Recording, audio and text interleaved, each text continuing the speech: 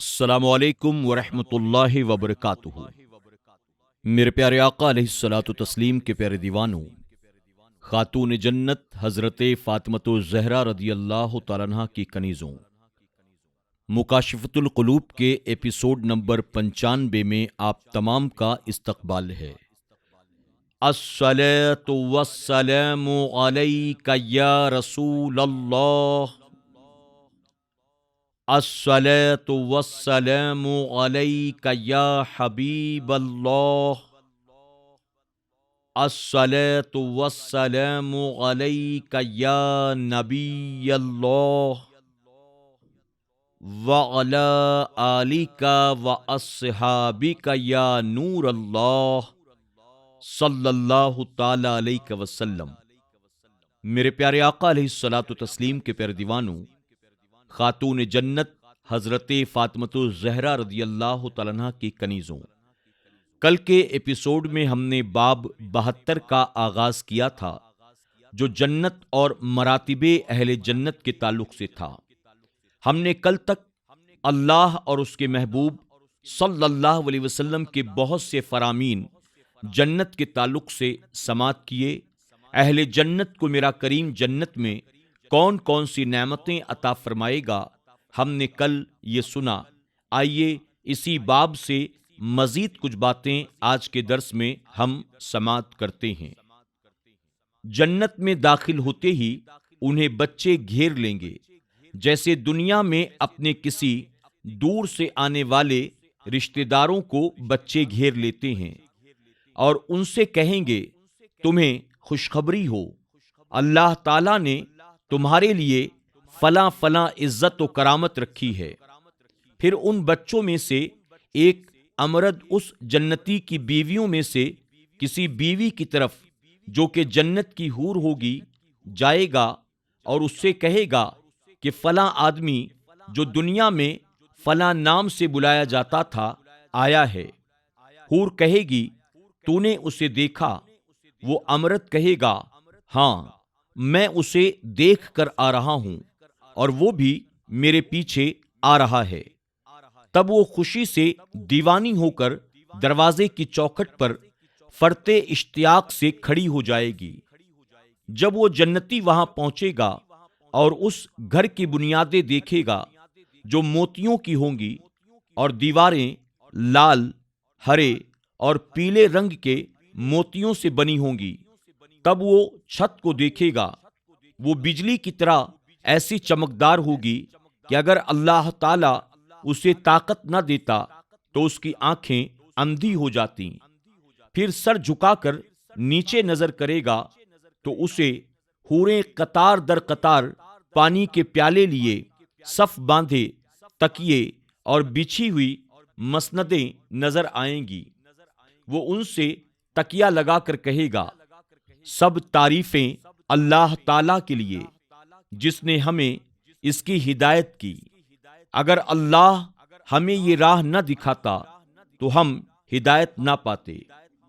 پھر پکارنے والا پکارے گا تم زندہ رہو، کبھی نہیں مرو گے، اس میں ہمیشہ رہو، کبھی کوچ نہیں کرائے جاؤ گے، اور سلامت و تندرست رہو، کبھی بیمار نہیں ہوگے۔ اور حضور اکرم صلی اللہ علیہ وسلم نے فرمایا میں قیامت کے دن جنت کے دروازے پر آ کر اسے کھلوانا چاہوں گا۔ جنت کا دربان رضوان پوچھے گا کون ہو؟ میں کہوں گا محمد صلی اللہ علیہ وسلم۔ دربان کہے گا مجھے یہی حکم دیا گیا ہے کہ آپ سے پہلے کسی کے لیے دروازہ نہ کھولوں۔ پھر جنت کے بالا خانوں اور بلند و بالا مختلف طبقات کے متعلق غور کرو۔ بے شک آخرت بہت بڑے درجات اور بہت بڑی عظمت دینے والی ہے۔ جیسا کہ لوگوں کی ظاہری عبادت اور ان کی باطنی صفات ظاہر میں مختلف ہے، اسی طرح دارالجزا میں جنت کے بھی مختلف درجات ہیں۔ اگر تم جنت کا اعلیٰ درجہ حاصل کرنا چاہتے ہو تو کوشش کرو کہ کوئی دوسرا عبادت کرنے میں تم سے آگے نہ بڑھ جائے۔ اللہ تعالیٰ نے بھی اپنی اطاعت میں مقابلے اور ایک دوسرے سے آگے بڑھ جانے کا حکم فرمایا ہے، چنانچہ فرمان الہی ہے۔ مفہوم: اپنے رب کی بخشش کی طرف سبقت حاصل کرو۔ ایک اور مقام پر ارشاد فرمایا، مفہوم: اور اسی میں چاہیے کہ رغبت کرنے والے رغبت کریں۔ تعجب کی بات تو یہ ہے کہ اگر تمہارے دوست یا پڑوسی تم سے روپے، پیسے یا مکانات کی تعمیر میں تم سے آگے بڑھ جائیں تو تم کو بہت افسوس ہوتا ہے، تمہارا دل تنگ ہوتا ہے اور حسد کی وجہ سے زندگی میں بے کیفی پیدا ہو جاتی ہے، مگر تم نے کبھی جنت کے حصول کے متعلق نہیں سوچا۔ بس اپنے حالات کو جنت کے حصول کے لیے بہتر بناؤ اور تم جنت میں ایسے لوگوں کو پاؤ گے جو تم سے سبقت لے گئے ہوں گے، ایسے مقامات پر رونق افروز ہوں گے کہ تمام دنیا بھی جس کے برابر نہیں ہو سکتی۔ حضرت ابو سعید خدری رضی اللہ تعالی عنہ سے مروی ہے کہ حضور اکرم صلی اللہ علیہ وسلم نے فرمایا، بلا شبہ جنتی اپنے اوپر بلند و بالا خانوں میں رہنے والوں کو ایسے دیکھیں گے جیسے تم دور پورب و پشچم کے افق میں بہت نیچے کسی چمکدار ستارے کو دیکھتے ہو، یہ ان کے بیچ بلندیوں کی وجہ سے ہوگا۔ صحابہ اکرام نے عرض کیا، یا رسول اللہ صلی اللہ علیہ وسلم، کیا یہ انبیاء اکرام کے مقامات ہوں گے جہاں اور لوگ نہیں پہنچ پائیں گے؟ آپ نے فرمایا، ہاں، قسم ہے اس ذات کی جس کے قبضۂ قدرت میں میری جان ہے، وہاں وہ لوگ ہوں گے جو اللہ پر ایمان لائے اور جنہوں نے رسولوں کی تصدیق کی، اور آپ نے ارشاد فرمایا، جنت کے بلند درجات والے نیچے سے ایسے دکھائی دیں گے جیسے تم دور پورب یا پشچم آسمان کے افق پر نکلنے والا ستارہ دیکھتے ہو۔ اور ابو بکر و عمر رضی اللہ تعالی عنہما انہی جنتیوں میں سے ہیں، اور یہ دونوں خوب ہیں۔ حضرت جابر رضی اللہ تعالی عنہ کہتے ہیں، حضور اکرم صلی اللہ علیہ وسلم نے ہم لوگوں سے فرمایا، کیا میں تمہیں جنت کے بالا خانوں کے بارے میں نہ بتاؤں؟ میں نے عرض کیا، یا رسول اللہ صلی اللہ علیہ وسلم، آپ پر ہمارے ماں باپ قربان ہوں، ضرور یاد فرمائیے۔ حضور اکرم صلی اللہ علیہ وسلم نے فرمایا، جنت میں موتیوں جیسے بالا خانے ہیں، جن کے اندر والا حصہ باہر سے اور باہر والا حصہ اندر سے دیکھا جا سکتا ہے، اور ان میں ایسی نعمتیں، لذتیں اور مسرتیں ہیں جنہیں نہ کسی آنکھ نے دیکھا، نہ کسی کان نے سنا، نہ کسی آدمی کے دل میں ان کا تصور گزرا۔ میں نے پوچھا، یا رسول اللہ صلی اللہ علیہ وسلم، یہ بالا خانے کن لوگوں کے لیے ہوں گے؟ حضور اکرم صلی اللہ علیہ وسلم نے فرمایا، اس شخص کے لیے جو سلام کو پھیلاتا ہے، کھانا کھلاتا ہے، ہمیشہ روزے سے رہتا ہے، اور رات میں جب کہ لوگ سوتے ہیں وہ نماز پڑھتا ہے۔ میں نے عرض کی، یا رسول اللہ صلی اللہ علیہ وسلم، ان اعمال کو پورا کرنے کی طاقت بھلا کون رکھتا ہے؟ آپ نے فرمایا، میری امت اس کی طاقت رکھتی ہے، اور میں تم کو اس کی تفصیل بتلاتا ہوں۔ جو شخص اپنے مسلمان بھائی سے ملا اور اسے سلام کیا تو گویا اس نے سلام کو پھیلایا۔ جس نے اپنے گھر والوں و بچوں کو خوب پیٹ بھر کر کھانا کھلایا تو اس نے گویا کھانا کھلایا۔ جس نے ماہ رمضان کے پورے اور ہر مہینے کے 3 روزے رکھے اس نے دائمی روزے رکھے۔